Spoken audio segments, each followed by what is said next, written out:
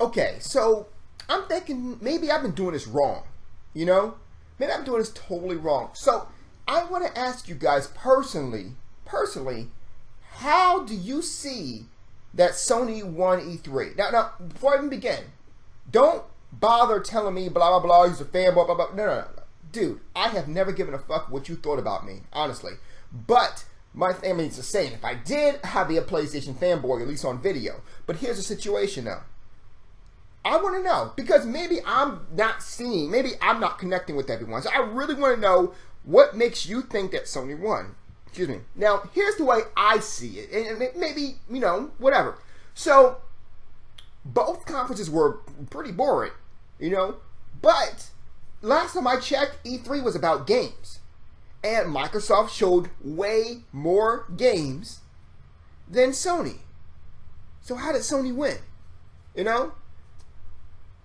Not only myself, but many other people have said the exact same thing. The only thing that set Sony aside from Microsoft's conference was them jokes at the end, which was hilarious, don't get me wrong, but that's not what E3 is supposed to be.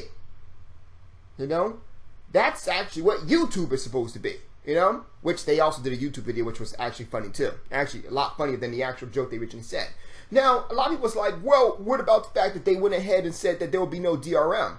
Well, two things. Number one, didn't we already know that before E3? And number two, technically speaking, there is going to be DRM. It's going to be DRM based off of the developer or the publisher, what DRM they want. Now, that can be neutral or bad for PlayStation 3 gamers because, keep in mind, the biggest publishers are, in fact, Ubisoft, EA, and Activision. All three of them has already stated that they want DRM. They want DRM. So you're either going to get the equivalent of what is on the Xbox if they feel lazy, or worse than what's on the Xbox if they're feeling froggy. So it's like, what are you talking about? If anything, and then it's like the whole thing with Sony talking about they're fighting for the game. You're not fighting for the gamer. You're straddling the fence. You're telling the gamers what they want to hear. And of course the gamers are clapping for you. They're clapping for you like a pimp, like a whore to a pimp, going, "Oh, daddy, go, yeah, I love that backslap, daddy." And then at the same time, you're giving the developers exactly what they want, which is the freedom to do whatever they want to the gamer. I don't understand how you guys fell for that, but okay. So here's the thing.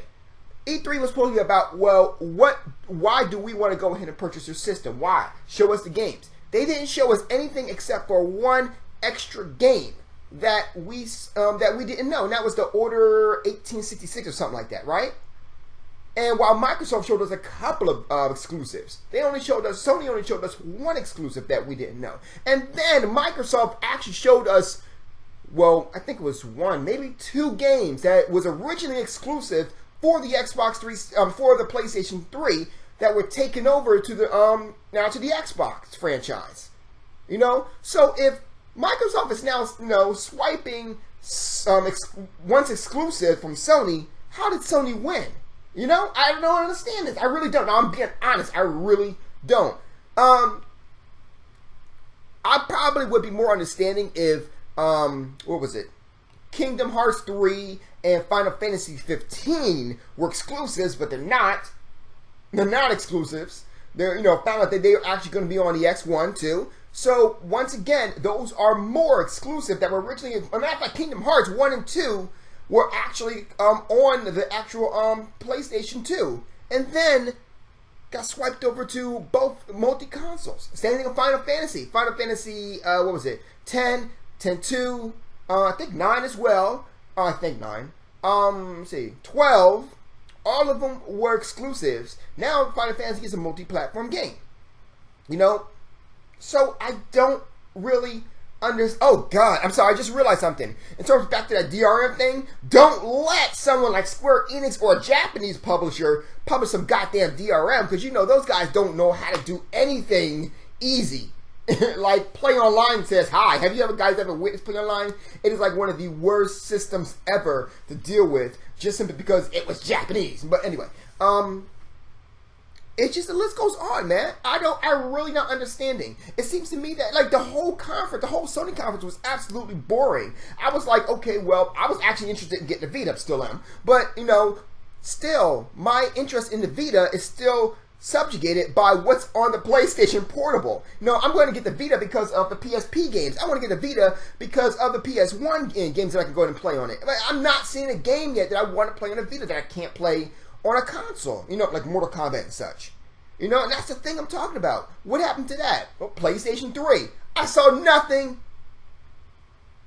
Did I see anything? No, I don't think I see anything new that I didn't already know that was coming out for the PlayStation, coming for the PlayStation 3.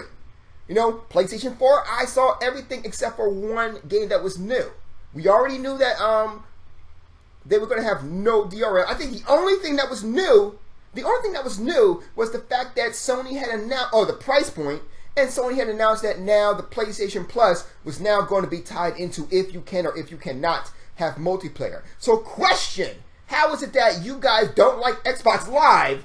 Because it is, it forces you to pay to play, but then you're okay with Sony's conference despite the fact that now they want you to pay to play.